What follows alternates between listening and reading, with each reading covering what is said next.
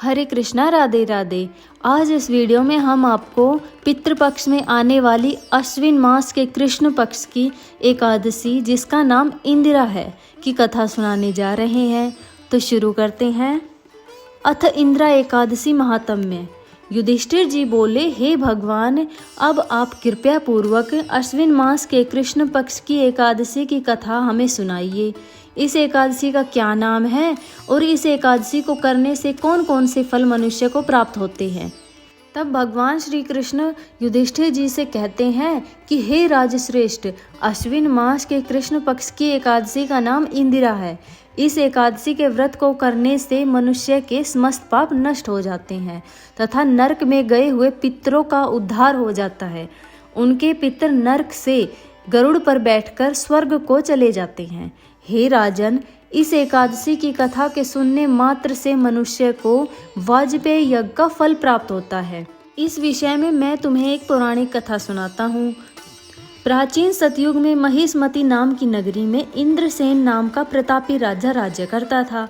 एक समय राजा अपनी राजसभा में सुखपूर्वक बैठा था। महर्षि नारद जी आकाश मार्ग से उतरकर वहां आए। महर्षि नारद जी बोले, हे राजन, आपके राज्य में सब कुशल तो है? मैं आपकी धर्मपरायणता देखकर अत्यंत प्रसन्न हूँ। तब राजा बोले, हे महर्षि, आपकी कृपा से मेरे राज्य में सब कुशल पूर्वक है। फिर नारद जी कहने लगे कि हे राजन, मुझे एक महान आश्चर्य हो रहा है। एक समय जब मैं ब्रह्मलोक से यमलोक को गया तो उस जगह मैंने तुम्हारे पिताजी को सभा में बैठे हुए देखा। तुम्हारे पिताजी महान ज्ञानी, दानी तथा धर्मात्मा थे। वह एकादशी के व्रत के बिगड़ जाने के कारण यमलोक को गए हैं। तुम्हारे पिताजी ने मेरे द्वारा तुम्हारे लिए एक संदेश भेजा है कि यदि मेरा पुत्र इंद्रसेन अश्विन मास के कृष्ण पक्ष की इंदिरा एकादशी का व्रत करे और उस व्रत का फल मुझे दे दे तो मेरी मुक्ति हो जाए और मैं नरकलोक से छूटकर स्वर्गलोक में वास करूं।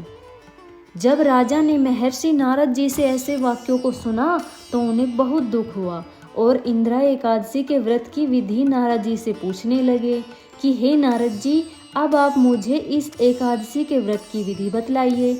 नारद जी कहने लगे कि हे राजन, अश्विन मास की कृष्ण पक्ष की दशमी के दिन प्रातः काल श्रद्धा सहित स्नान करना चाहिए। इसके पश्चात दोपहर को दोबारा स्नान करना चाहिए। उस समय जल से निकलकर श्रद्धा पूर्वक पितरों का श्राद्ध करें और तर्पण करें।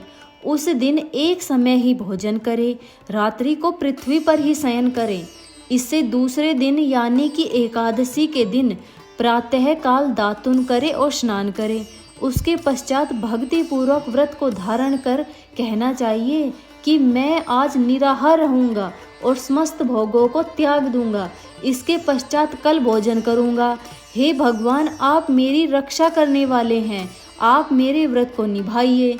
इस प्रकार आचरण करके दोपहर को शालिग्राम जी की मूर्ति को भोग लगावें। भोजन में से कुछ हिस्सा गौ को दे दें और विष्णु भगवान की धूप दीप नैवेद्य आदि से पूजा करें और रात्रि को जागरण करें।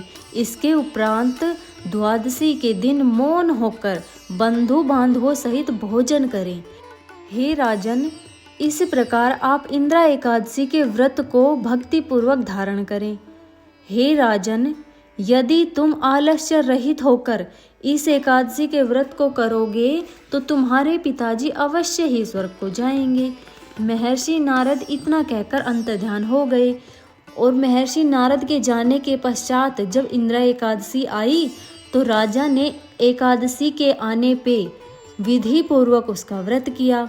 बंधु बांधव सहित इस व्रत के करने से आकाश मार्ग से पुष्पों की वर्षा हुई और राजा का पिता यमलोक से गरुड़ पर चढ़कर स्वर्ग को चला गया। राजा इंद्रसेन भी एकादशी के व्रत के प्रभाव से इस लोक में सुख भोग कर अंत में स्वर्ग लोक को चले गए। श्री कृष्ण भगवान कहने लगे कि हे धर्मराज युधिष्ठिर, यह मैंने तुम्हारे सामने इंदिरा एकादशी के व्रत का महात्म्य वर्णन किया है। इस कथा के पढ़ने व सुनने मात्र से ही समस्त पाप नष्ट हो जाते हैं और मनुष्य अंत में स्वर्गलोक में जाकर वास करता है। तो आप सब भी इस एकादशी का व्रत भक्ति पूर्वक धारण करें और खूब भगवान का नाम लें। हरे कृष्णा, राधे राधे।